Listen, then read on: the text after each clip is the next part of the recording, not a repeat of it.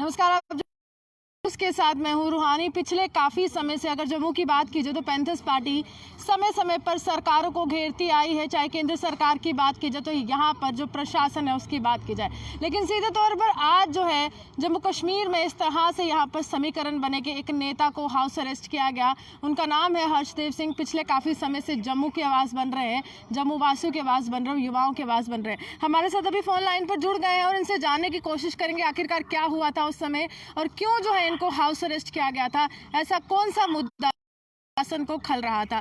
Sir, क्या हुआ क्या था सुबह?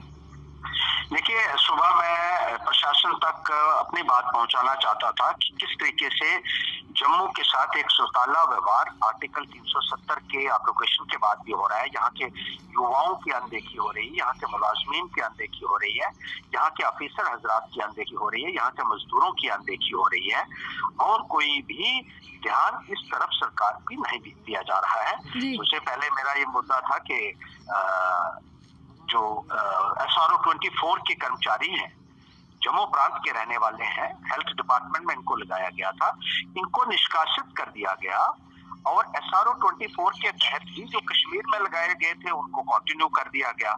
कश्मीर के जो हम कहते हैं अच्छी बात है, लेकिन जम्मू के युवाओं को इस तरीके से टर्मिनेट कर देना और सारा जो आपका जो है रोग जो है वो जम्मू के लोगों के ऊपर ही चल रहा है कि यहाँ जब मर्जी किसी को भी आप नौकरी से बर्खास्त कर देंगे, और वो भी उस वक्त जब कोरोना महामारी का दौर चल रहा है और जो प्रधानमंत्री हैं उन्होंने कहा है कि किसी को बाहर नहीं निकाला जाएगा, लेकिन आप तो किसी की परवाही नहीं यहाँ कर रहे हैं। और इस दौर में हेल्थ कर्मचारियों को, स्टाफ नर्सेज को, दूसरे जो पैरामेडिकल्स हैं उनको बाहर निकाला जाना सरासर गलत है। और जब आप दूसरे लोगों को एक्सटेंशन दे रहे हैं, वहाँ जो प्रिंसिपल है जोरी मेडिकल कॉलेज के, उनको एक्सटेंशन दे रहे हैं और यंग जो लोग हैं हमारे जम्मू प्रांत के रहने वाले हैं उनको बाहर निकाल रहे हैं, ये सरासर गलत है। इसी तरीके से J&K बैंक की भर्तियों में जिस तरीके से सिलेक्शन लिस्ट को क्वाश किया गया, अब नौजवानों के अंदर बहुत भारी रोष है। ये अलग बात है कि कोरोना की वजह से वो बाहर नहीं आ पा रहे हैं,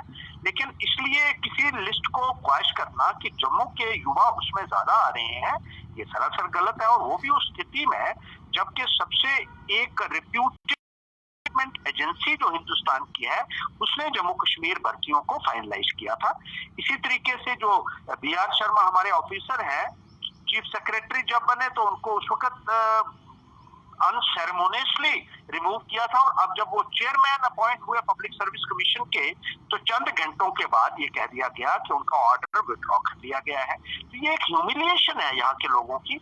इसी सरकार ने डॉक्टर SP वैद जो डायरेक्टर जनरल पुलिस थे जम्मू के, एक सन ऑफ द सॉइल थे, उनको भी चंद महीनों के बाद ही DGP के पद से हटा दिया था। और ये इंसल्ट है न केवल यहाँ के जो हमारे अधिकारीगण हैं, जम्मू के अफिसर हैं, मुलाजिम हैं, बल्कि यहाँ का यूथ जो है, खास तौर पर अनएम्प्लॉयड यूथ है, उसके साथ जिस तरीके से भेदभाव किया जा रहा है ये सरासर गलत है। यहाँ के जो मजदूर बाहर फंसे हुए हैं उनको वापस लाने के लिए सरकार ने अभी तक कोई भी इंतजाम नहीं किए हैं और वो भुखमरी के कगार पर है बाहर। लगातार वो यहाँ रास्ता करते हैं, कॉन्टेक्ट करके कहते हैं कि उनकी हालत बहुत बद से बदतर होती जा रही है, लेकिन यहाँ कोई सुनने के लिए तैयार नहीं है। इन इश्यूज को लेकर मैं अकेला ही प्रदर्शन और चंद एक मीडिया के लोग जब वहां आए तो दो करके आ रहे थे। हमने भी ये कहा था कि हमने भी जो है सोशल डिस्टेंसेस को का पूरा पालन भी करना है और अपनी बात भी सरकार तक पहुंचानी है कि यहाँ के लोगों के अंदर एक भारी गुस्सा जो है आज की तारीख में पनप रहा है। लेकिन इतनी पुलिस उससे पहले ही वहां भेज दी गई थी, उन्होंने चारों तरफ से पहले घेर लिया, फिर हमारा पुतला मेरा जो था वो मेरे से छीन लिया गया।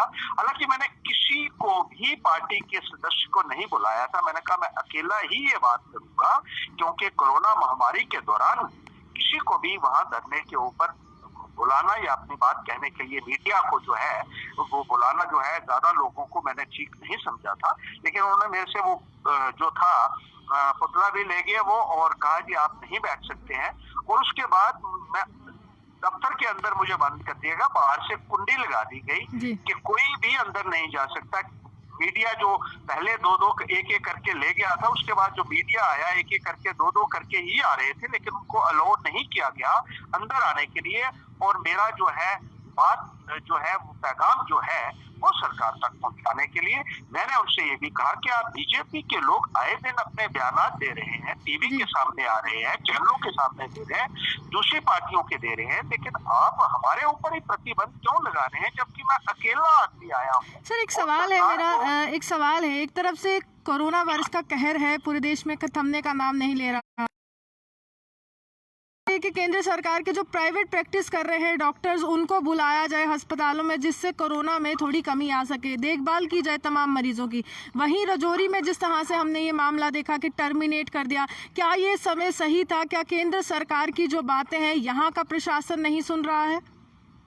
बिल्कुल रूहानी, देखिए जिस तरीके से यहाँ के नौजवानों को, पढ़े लिखे जो है हमारे भाई बहन है जो स्टाफ नर्सेस का काम कर रहे थे या दूसरा पैरामेडिकल्स थे या रिकॉर्ड कीपर्स थे, बहुत सारी पोस्ट के ऊपर ये काम कर रहे थे, इनको बाहर का रास्ता दिखाया गया जबकि इनकी सबसे ज्यादा जरूरत थी और इनको सड़क पे डाल दिया गया। जूते पॉलिश कर रहे हैं ये लोग, ये क्या ये शर्म की बात नहीं है सरकार के लिए? और कैसे कोई कॉन्सेंसस आदमी घर पे बैठा रह सकता है? और इनकी आवाज उठाना इस वक्त क्या पॉलिटिकल लीडरशिप का काम नहीं है? अगर बाकी लीडर्स घरों में दुबके हुए बैठे हैं और अपनी अपनी जान बचाने में लगे हुए हैं, ऐसे मौके के ऊपर जब कोई भी इनकी बात नहीं कर रहा है, ये लोग सड़क के ऊपर हैं और इनको भी तो कोरोना का खतरा है, इनको भी तो जो है अपने स्टार्वेशन के एक दौर के ऊपर आपने पहुंचा दिया है इस महामारी के दौर में, जो कि सरासर गलत है। और इनकी बात करने के लिए जब हम सड़क के ऊपर आए, जब हम बाहर आए और अकेले आए, तो उस वक्त भी सरकार ने ये पाबंदियां लगा दी कि आप अकेले खड़े होकर भी अपनी बात नहीं कर सकते हो। तो ये एक जो हिटलर रूल है, ये सरासर गलत है। इस किस्म की तानाशाही रवैया जो है उसकी हम कड़ी मजम्मत करते हैं।